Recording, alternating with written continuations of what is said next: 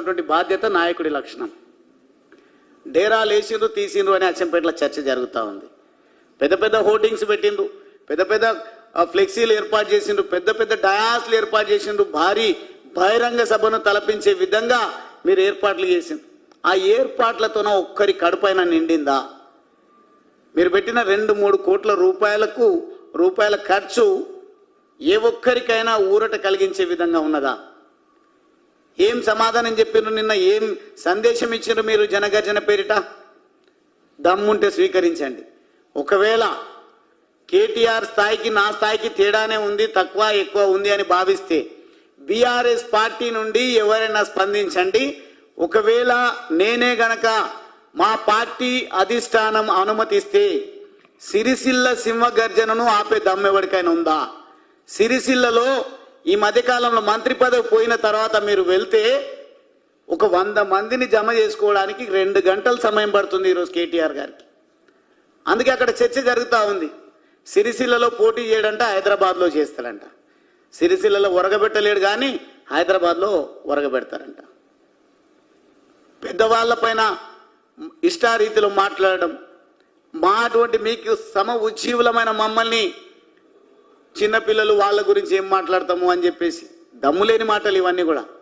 నిజంగా నేను చెప్పిన కదా ఆ రోజు, నా అచ్చంపేట నియోజకవర్గ ప్రజలకు నన్ను నాయకుడి చేసిన రాష్ట్ర వ్యాపితంగా ఉన్నటువంటి ఉద్యమకారులకు, తెలంగాణ వాదులకు, నన్ను ఈ స్థాయికి తీసుకొచ్చిన ప్రతి ఒక్కరికి మీ వల్లనే నేను ఈ స్థాయికి వచ్చినా, కానీ మీకు చెప్పకుండా పోవడానికి కారణం బీఆర్ఎస్ పార్టీ ఎత్తుగడలు, క్యారెక్టర్ను తప్పుగా చూపించే ప్రమాదం ఉంది అని చెప్పేసి. అందుకే ఒక్కొక్కరు ఈరోజు సమాధానం వాళ్ళే వెతుక్కుంటున్నారు. తండోపతండాలుగా బీజేపీ పార్టీకి దారి మళ్లించింది. ఎక్కడికక్కడ బీజేపీ పార్టీని ఆశీర్వదిస్తూ ఉన్నారు. ఈరోజు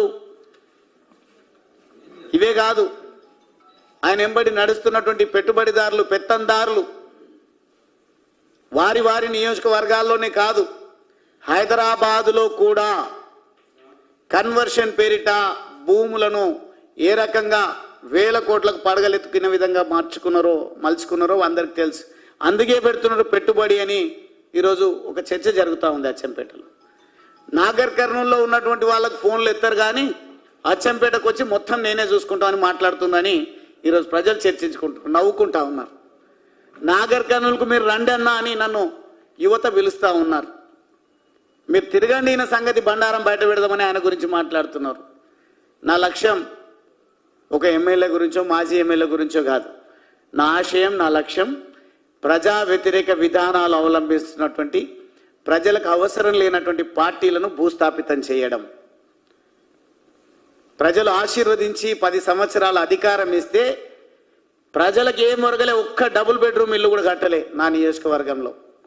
ఎందుకు కట్టలేదంటే మీరు ఎవరైనా కాంట్రాక్టర్ ఉంటే మాట్లాడుకోండి, వాళ్ళకి లాస్ వస్తుందంట. ఇదా మీరు చెప్పే పద్ధతి?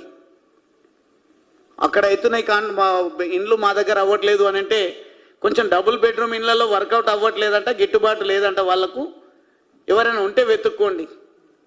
ఈ దారా మాకు చూపించాల్సింది అధిష్టానంగా. మీరు ఒక్కొక్క మంత్రి మీ వాళ్ళకేమో 100,000 ఇండ్లు కట్టిస్తారు మీ నియోజకవర్గాలు. అందుకే పొయ్యి రాళ్లలాగా ఉన్నాయి దుబాక, గజ్వేల్, సిద్దిపేట, సిరిసిల్లను కూడా కలుపుకుంటే అక్కడక్కడనే ఉన్నటువంటి నియోజకవర్గాల అభివృద్ధి వ్యత్యాసాలను చూసిన తర్వాత దుబ్బాకలో ఏం తీర్పు ఇచ్చిండ్రో ప్రజలు చూసిండ్రు. ఆ తీర్పుతోనే కళ్ళు తెరవాల్సి ఉండే. అదేవిధంగా హుజురాబాదులో మొత్తం ఓ పక్క అసెంబ్లీ నడుస్తుంది. నా జీవితంలో ఫస్ట్ టైం అసెంబ్లీ సమావేశాలకు డుమ్మా కొట్టడం. మమ్మల్ని హుజురాబాదులో బీఆర్ఎస్ని గెలిపించండి అని పంపించింది. అక్కడ ప్రజలు ఏం తీర్పిచ్చిందో చూసినాం మనం. ఇప్పుడు నేను పార్టీని మారినో లేదో, ఉమ్మడి మహబూబ్ నగర్ జిల్లాలో ఉన్నటువంటి బీఆర్ఎస్ పార్టీ నాయకులందరూ కూడా అక్కడ పనిచేయడము, ఈ 15-20 వేల మంది సభ పెట్టడానికి 50 రోజుల సమయం పట్టింది. నేను చెప్తున్నా, ఈరోజు కాషాయ జెండాకు ఉన్నటువంటి ఆదరణ, మోడీ గారి నాయకత్వం పైన ఉన్నటువంటి విశ్వాసాన్ని బట్టి, అదేవిధంగా మా పార్టీ అధ్యక్షులు రామచంద్రరావు గారు కానీ, మా సెంట్రల్ మినిస్టర్స్కి ఉన్నటువంటి ప్రజల్లో ఉన్న ఆదరణను బట్టి, వారితో చర్చించకుండానే నేను మాట్లాడుతా ఉన్నా. తప్పకుండా వారు అనుమతిస్తే మాత్రం మీరే కుట్రతోనైతే ఎస్సీ ఎస్టీ అణగారిన వర్గాలను ఎదగకుండా చూస్తే ఏం మాట మాట్లాడతాడు? బుద్ధి ఉండాలి కేటీఆర్కు. నియమిస్తాం ఎవరినైనా ఇన్ఛార్జ్ను, ఎవరు కేసీఆర్ బొట్టు పెడితే వాళ్ళు ఎమ్మెల్యే అవుతారు. వాళ్ళని చూసి కాదు ఓటు వేయాల్సింది, కేసీఆర్ గారిని చూసి ఓటు వేయాలంటే. అంటే మేము అంత పనికిరాని వాళ్ళ కింద కనిపిస్తున్నామా? ఇంత చదువుకొని, ఇంత సంస్కారం ఉండి, ఇంత ప్రజా సమస్యల పట్ల అవగాహన ఉండి మేము ప్రజా జీవితంలో కొనసాగుతూ ఉంటే, నేను కావచ్చు, అది రిజర్వ్డ్ కాన్స్టిట్యున్సీ కాబట్టి రేపు ఎవరినైనా మీరు ఇంకొకరిని కూడా తీసుకొచ్చి పెట్టవచ్చు. అంటే ఎవరొచ్చినా మేము చెప్పిందే చేయాలి, మా కాళ్ళ కాడే ఉండాలి, అటువంటి వాళ్ళే మాకు అవసరము. కేసీఆర్ గారి ముఖం చూసి ఓటేస్తేనే గెలవాలి, అట్లయితేనే గువ్వల బాలరాజు లాగా ధిక్కరించకుండా ఉంటారు. లేదంటే ఎప్పుడో ఈ రకంగానే మమ్మల్ని వ్యతిరేకించి దూరం పోతారనే భయంతోన మేము ఎవరిని నియమించినా వారి ముఖం చూడకండి, కేసీఆర్ గారి ముఖం. ఇదే సందేశం మీరు ఇచ్చేది? సమాజం మేలుకున్నది, సమాజం